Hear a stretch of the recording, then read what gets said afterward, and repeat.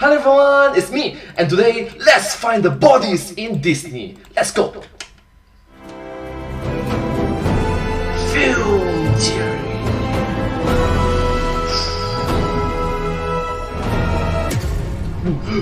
Hello Internet, welcome to Film Theory. Hello Internet, welcome to Film Theory. Hello, let's get started. Where there's no rambling spiel needed to open this episode because we all know why we're here, to kill off as many Disney characters as we can, then feel satisfied and have ourselves a merry little Christmas. Last time we started our emotionally scarring journey through the entire Disney Animation Studios canon and came out on the other side having covered 41 out of our total 58 movies. Yes, and that was part 1. Note that this is the part 2 of the trilogy. So after this video, which is part 2, there will be a part 3 later on. Basically everyone with either 0 or single-digit death tolls, and we wound up with a total death count of 44. It's not too shabby for our first time out, but now we have to contend with those remaining 17 movies, where things go from mildly hazardous to outright Saw levels of death. It's also now when we have to start making some tough calculations to separate out the deadly from the I can't believe Disney greenlit this deadly. So if you need a refresher on the rules of our little game or want to catch up on those first 41 movies, link to that first video is in the upper right-hand corner. Alright, but for today's thank you episode, so much. we have got Thank you. no time to waste if I'm gonna No prevent time this to from being waste. a 4-part series. So in the immortal words of Phil DeFranco, Let's just jump into it. Ooh, let's go. Let's just jump into it. Let's go. oftentimes in Disney movies, they present us with a scene of some light action or violence, but usually cut away or gloss over the actual ramifications of those scenes. As a result, it's easy to overlook the skyrocketing body count that's happening right in front of your eyes. Chicken Little is actually a really good example of this, and a really bad example of 3D animation. Well, you must understand that this is one of the early films, early movies, early videos that uses 3D animations. I watched this when back primary school when, yeah. Oh my god, so cute. It's like Johnny levels of bad animation. Eating sugar? No, Dad. This movie is UGLY and ain't got no alibi. But if you consider the animation rough, the plot is a whole heck of a lot rougher. Get it, Ruff? Because dog. Chicken Little claims that the sky is falling, and he's right because they're being invaded by aliens. And the thing that's falling is a faulty piece of alien spacecraft. There goes that panel again. Someday it's going to hit somebody on the head. Well, it did. That's literally what I said when I was in primary school when I said that. It did hit someone, right? First, all you Chicken Little aficionados might think that this movie would have a 0 death count, since everyone that we see get zapped by the aliens ultimately returns home at the end of the movie. Okay, everything's been put back to normal, except for this one over here. Foxy? But that would mean that you overlooked the mass murder that you witness within the first 2 minutes of the movie, where we watch as a water tower rolls through town, causing massive destruction. Oh sure, most people escape, including this comedically long string of rabbit babies, but not everyone is so lucky, specifically the people in this theater. Notice that this theater is completely destroyed, and cut to the wide shot, no one gets out. Oh my goodness! I thought it was supposed to be comedic, to be funny, but now I think about it, it's actually quite dark actually. So adding up all the bodies crushed under that giant sphere, we get ourselves 17. Meanwhile, in Hunchback of Notre Dame, the one scene is the fire scene near the end, where at least 6 separate houses are burned to the ground because the families inside won't hand over gypsies to the authorities. Find the girl, burn the city to the ground, so be it. Tack that onto the several villagers killed in the last scene, plus the Hunchback's mom and Frollo, for a grand total of about 47. But those two were just the warm-up. Home on the Range is the little-known and very little-watched Western comedy about animals trying to save their ranch from a... I can't even make this stuff up. Animals trying to save their ranch from an evil cattle rustler who yodels to hypnotize cows to do his bidding. Now don't everybody speak at one time. What is this, the frozen food section? Is this thing on? It was a movie that was so bad that it killed Disney animation for like 5 solid years. Whoa! That's saying a lot if you think about it. And you know what else it killed? About 304 sapient cattle who were yodeled, hypnotized, and then sold off to the black market of Black Angus. 5,000 cows are saved before the end of the movie, but the 304 depicted in this one scene are never found again. And yes, rest assured, internet, I counted each and every steer. Oh my gosh, that's a lot of work. Come on, MadPat, I respect you for doing that. But seriously, that's a lot of work, you know. Respect you, respect you. Speaking of Disney flops, Treasure Planet, which came out 2 years earlier and lost them even more money, about $30 million this time. But not only was this a massive failure, it also came with a massive body count. If you count just the explicit deaths in the movie, there's 17. The hotel explosion at the beginning of the movie racks up 9, plus a couple of pirates and murder plots sprinkled in along the way, and you got yourself a delicious murdery stew. However, it's this opening storybook scene that causes us some issues. Pleiades Hawkins, I thought you were asleep an hour ago. Mom, I was just getting to the best part. Yes, it is a children's story, but we find out later that the pirate Captain Flint is in fact a real person, and that the treasure planet is in fact a real place, and so presumably everything depicted in this fairy tale is true, meaning that this cruise ship was full of real people and was actually ransacked, and that everyone on board was left for dead. So, running through the numbers real quickly, Flint's ship here is roughly the size of Queen Anne's Revenge, one of the most famous pirate ships in all of history. Okay, so Queen Anne's Revenge, the more you know. Actually, I didn't know about that, but seriously, thank you so much, MadPat, for being so educational about historical facts. Thank you so much. Let's get on with the video. One of the ones that belonged to Blackbeard. That ship was about 100 feet or 30 meters long. Based on this wide shot of both ships, we see that the cruise ship is going to be about 6 times longer and 4 times taller than the pirate ship, meaning that it's going to be about 600 feet or 180 meters long. Modern cruise ships of that size usually have between 700 and 1,000 passengers and additional 300 crew members on board. So let's lowball it and say that 1,000 deaths total are in this scene, suddenly jumping our movie with a total of 17 up to 1,017. Like I said at the beginning, all it takes is one scene and the numbers fluctuate dramatically. And with that, we have ourselves a new frontrunner in the contest for Disney's deadliest movie. I don't know if fictional massive losses of life are something to celebrate, but Yeah, please don't celebrate. Please don't celebrate. It's a very bad thing to do. Sorry. Okay. Having established a new leader, I need a bit of a break. There's only so much early 2000s era Disney that I can take in any one sitting, so let's wash it off us like taking a cold shower with some much beloved Disney classics. Classics that are so brutal, I literally cannot watch them because they are so sad. That's right, we are talking about Bambi. No, I'm gonna cry. The universe Bambi establishes implies that any forest creature from deer to rabbit can talk, think, and make character developing decisions, meaning that any animal that dies during the course of this movie is going to get added into our kill count. And aside from the infamous scene of Bambi's mother being shot, there's also a dramatic forest fire scene. Remember, this is what passed as children's entertainment. Having just gone through a forest fire here in California where the fire burned literally across the street from my house, I've gained a sudden appreciation for how devastating and scary these sorts of fires can be. Yes, especially when there is the California fire back in the year 2018, so I assumed that in Bambi, all those woodland creatures would quickly become crispy fried, but surprisingly, that couldn't be further from the truth. National Geographic published a 2014 piece entitled "What Do Animals Do in a Wildfire?", where seasoned bush firefighter Gabriel D'Eustachio claimed that he didn't usually see animals trapped in the fires. The article goes on to point out that the loss of life for animals in these situations is probably smaller than we'd think, something that's supported by yet another article from the U.S. Fish and Wildlife Services. Because animals have such better senses than we do, they're able to evacuate areas on fire long before it becomes an issue, and most deaths only come from old or injured animals. And that's an important fact for our purposes, not just because we love animals, but because in Bambi, Bambi is the injured animal running away from the fire. He just came off of a brutal head-to-head battle against another deer, and oh, the more you know then, the more you know.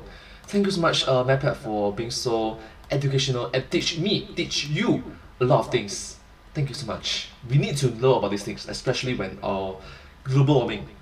global climate change. Yet he still manages to escape, along with the birds, squirrels, and rabbits that we see making it away from the flames. So how many died? Well, while there aren't any significant studies on the numbers of wildlife lost during forest fires, the Rim Fire in Yosemite National Park, the 5th largest in California's history, only saw about 345 elk die out of an estimated 50,000. There were also 36 mule deer, 12 moose, 6 black bears, and 9 bison lost to the flames. And that was a huge fire, whereas in Bambi, we can actually see the outer limits of the flame. So let's overestimate and say that Bambi's fire is about a 5th of the size of the Rim Fire, so about 80 animal casualties altogether. Oh yeah, and let's not forget about Mom, 81. If we want to start getting into higher animal death counts, well, we're gonna have to start looking outside the forest and take it under the sea. Yep, this next fun, deathly subcategory is one I like to call the fishy queens, because The fishy queens under the sea, yeah,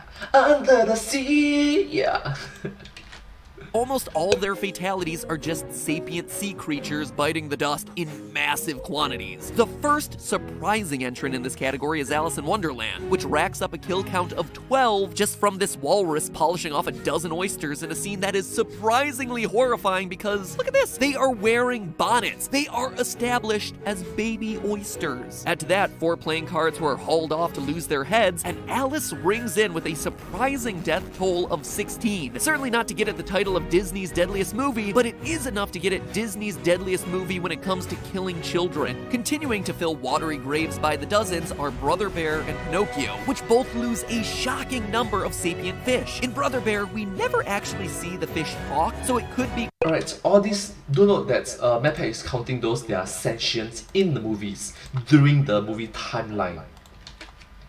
questionable that they're sapient, but I'm gonna assume that they are because every other animal that we see in the film is. So how many fish die in this movie? Well, they literally have an entire song dedicated to fish genocide. 81 salmon bite the dust in just that 3-minute scene alone, which gives us a whopping 27 deaths per minute. But it doesn't even tip the scales, the fish scales that is, when compared to Pinocchio. Surprisingly, the only deaths in Pinocchio are the fish that Monstro eats. At first, I thought Pinocchio would have a massive death count. I mean, after all, we calculated how many little children were kidnapped and turned into donkeys in our Kids for Sale episode on Pinocchio, and it would be a huge kill count. 2,100 boys per boatload. But notice that the children in the movies aren't being slaughtered, they're just being transformed and sold off to the salt mines. Now, don't True, they are not being killed off, they are just being tortured as slaves. Okay. Both are bad options. Both are bad options. get me wrong, I am sure that many of them are having horrifically awful, painful, and slow deaths, but here's the thing, once they're shipped out, they're beyond the purview of this movie, thereby taking them out of contention for this theory based on the rules that we set. I know, it's a bummer they don't count, but as consolation for losing those donkeys, we get ourselves a ton of fish. According to the relevant frames of the movie, if you count the fish that Monstro eats in the ocean, you can see him consume an entire school of 83 tuna. Sorry, Charlie. To corroborate this number, I did some research, only to find that the original novel, The Adventures of Pinocchio, written back in 1883, doesn't specify the type of tuna that we're dealing with here. It's shocking and unacceptable, I know, for a children's fairy tale, a fairy tale that we read our children, do not tell us the individual species of tuna that a giant fictional whale is eating. Well, to be honest, I don't necessarily know all the different types of commonly known tuna species. Yeah, there's multiple different tuna species, and the commonly known species is... I can't give you an answer because I don't know. Yeah, I'm sorry. Can't believe the drivel that we feed to kids. It does, however, note that the tuna are big. According to the novel, they are, quote, as big as a 2-year-old horse. The Disney version doesn't quite live up to that standard, but from that description, we can at least expect that what we're dealing with here is the largest variety of real tuna out there, which is the bluefin tuna. A tuna that can actually grow up to 1,600 pounds in weight. Schools of bluefin tuna range from about 60 to 100 fish per school, so our estimate of 83 being eaten in this scene is right on the mark for an entire school eaten by Monstro. Today, these fish sometimes go for thousands of dollars at auctions and become some of the best sushi in the world, so ironically, inside of that whale, Geppetto and Pinocchio were basically sitting on a gold mine. But oh well, no use beating a dead fish. Let's move on. The last in our Get it. No use beating a dead fish. fishy queen category is actually a fishy princess, the Little Mermaid, which may not be top in the charts, but at least definitely scores points for creativity. These 8 sentient sea grubs get sacrificed to make Ariel's legs. Ursula personally polishes off a shrimp in a barnacle, 5 fish die in the opening scene, and zoot the lore, 9 are recently deceased in the kitchen. Flotsam and Jetsam are toasted by Ursula by accident, and Ursula, in one of the single most epic Disney villain deaths ever, is stabbed in the stomach by the sharp bow of a sunken ship that then sinks back into the sea. Scary, but certainly not as scary as the ending of the original Little Mermaid by Hans Christian Andersen, where in one version Ariel turns into sea foam, and in the other she stabs herself so that her blood becomes the colors of the sunset in the ocean. And wow, that is super dark. Wow. just like that, ladies and gentlemen, we've taken another 11 movies out of contention for the deadliest. But I don't want to just end this part of the trilogy without giving you a taste for how high these death counts go, and how far we have to go to reach some of them. That is why, for our finale in today's episode, I'm taking on The Lion King. And now we have entered the big leagues of Disney kill counting, with Scar and his band of hyenas decimating an entire lion pride territory. At the beginning, it's going into the hundreds or maybe the thousands of deaths. Wow. of this whole theory, my personal bet was on this one to win, and here's why. We begin with arguably the scariest Disney villain in Scar, one of the only villains who actually succeeds in his evil plot. He kills one of the heroes, but oh no, that's not enough. He then goes on to cause a massive ecological collapse that devastates the entire Pride Lands. So much so that in the movie's original script, they had Pride Rock being destroyed entirely. But what does this translate to in terms of raw deaths? Most obviously, there's Mufasa, the one that Scar personally kills, though he actually kills a zebra and 2 hyenas before this. But the real story here is all about the starvation. According to Sarabi, Scar, there is no food. The herds have moved on. So what exactly happened? And if Scar has been eating so many antelope, then why is he still so skinny? Well, in real life, lions usually only kill a very small number of animals considering their size. A lion may go for 3 or 4 days between eating, and even then they tend to share just one carcass with the entire pride. But when Scar starts letting the hyenas in on the same land as the lions, the herds start leaving for safety. So how much devastation is there? Well, it all hinges on how big the pride lands are. Mufasa tells us in one of the most memorable lines in 90s cinema, Everything the light touches is our kingdom. well, that's great. Yes, let me try this. Everything the light touches is our kingdom. Wow. Let's do the wall part as well. But just how far is that? Using some pixel measurements of this shot in the opening, and then using the average height of a lion of 3.9 feet, I worked out that Pride Rock at the very top is about 60 feet tall. From a 60-foot height, the horizon appears at 9.9 miles away, meaning that Mufasa's kingdom is roughly a 100 square mile area, which, unbelievably, is actually the area that one would expect a pride of lions to control. Huh, so that is pretty accurate, isn't it? Respect to the developers, the film producers.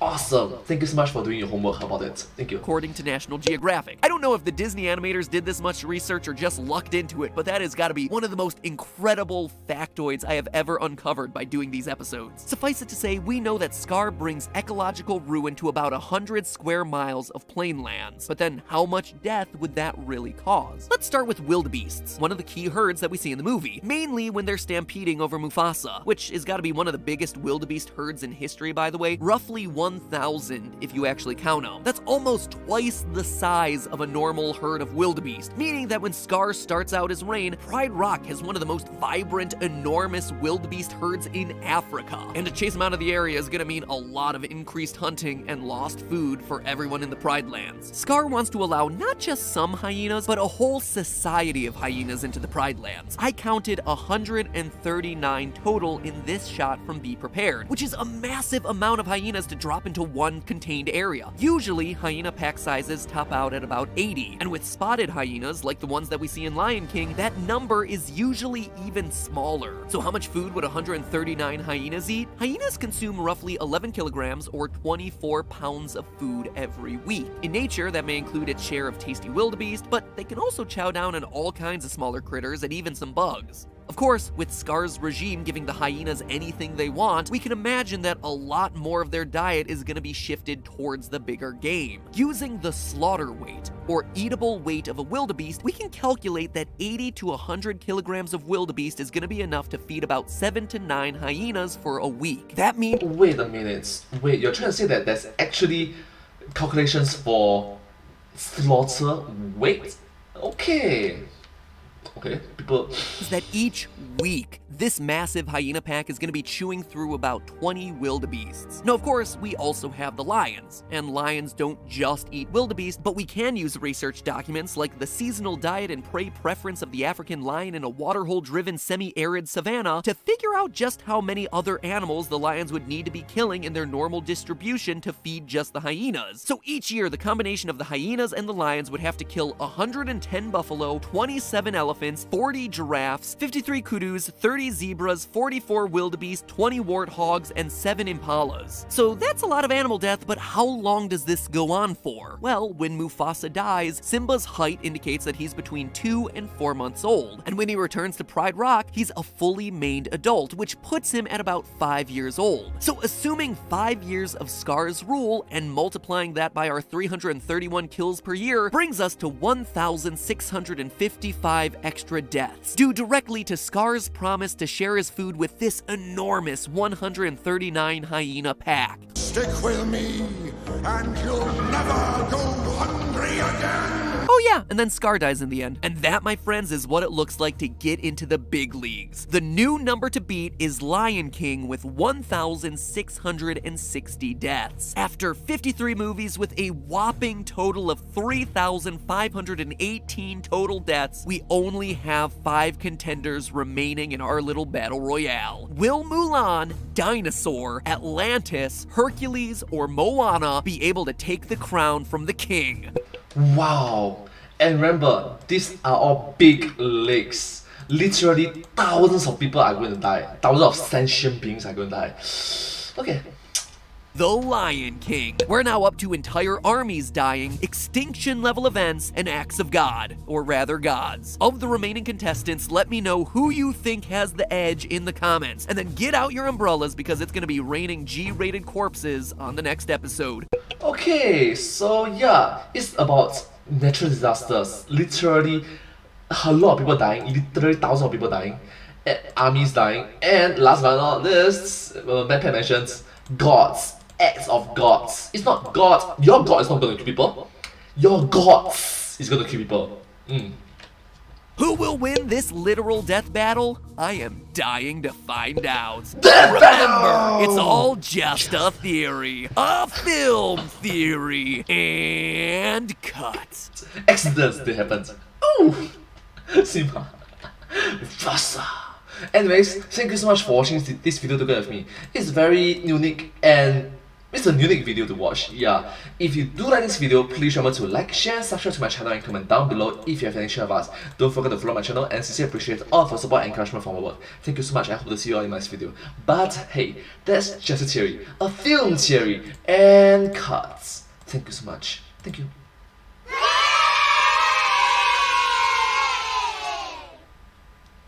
And I hope to see you all in my next video. Thank you once again. Please remember to subscribe to my channel. Thank you so much. Subscribe.